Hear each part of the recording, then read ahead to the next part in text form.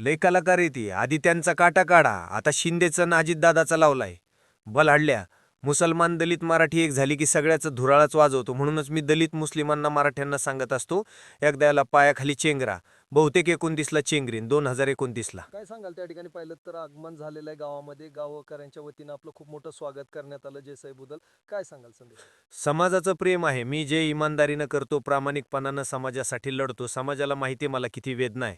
कारण ह्या उपोषणामुळं ना माझं शरीर इतकं थकून गेलंय की मी तरी पण या समाजाच्या लेकीबाळीसाठी, लेकराबाळासाठी, त्यांच्या कल्याणासाठी माझं हटत नाहीये.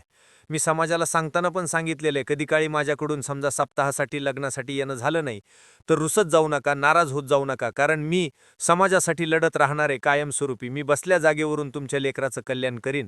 ते समाजाला सांगणंही गरजेचं होतं आणि समाज ऐकतो पण माझा. त्यामुळे समाजाचं शेवटी त्यांना आरक्षण मिळून दिलंय, राहिलेलं पण मिळून देणार आहे. त्यामुळे समाजाला त्यांचा मुलगा आला असं त्यांना वाटतं. म्हणून आता ते प्रेमापोटी कुलाचे तिचे उदाहरणं करतायत. महादेव मुंडे यांच्या पत्नी भेट घेतलेली आहे, त्याला बहीण मानलेली आहे. अजून त्यांना न्याय मिळाला नाही. 2.5 वर्ष होऊन गेलेले आहे. कसं पाहता आपण? हे बघा, त्या प्रकरणात काहीच नव्हतं, राहिलं काही ठेवलंच नव्हतं ह्यांनी.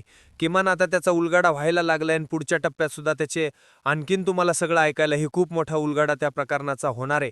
कारण त्याच्यात कुणालाही पाठीशी घातलं जाणार नाही असा शब्द देवेंद्र फडणवीस साहेबांनी दिलेला आहे. कारण ते तोंडावरती पडणार आहेत, लक्षात ठेवा.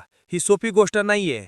संतोष भैया देशमुखांचं प्रकरण असो किंवा महादेव भैया मुंड्यांचं असो, ह्याच्यात शब्द दिलाय देवेंद्र फडणवीस साहेबांनी. त्यांनी जर ह्याच्यात हलगर्जीपणा केला तर ते त्यांच्या मुळावरती येणार आहे.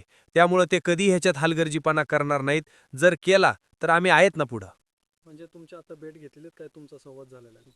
नाही नाही, काही नाही ताई, ते वडील त्यांचे ते फक्त भेटायला आले होते, बाकी काहीच नाही, तेवढंच.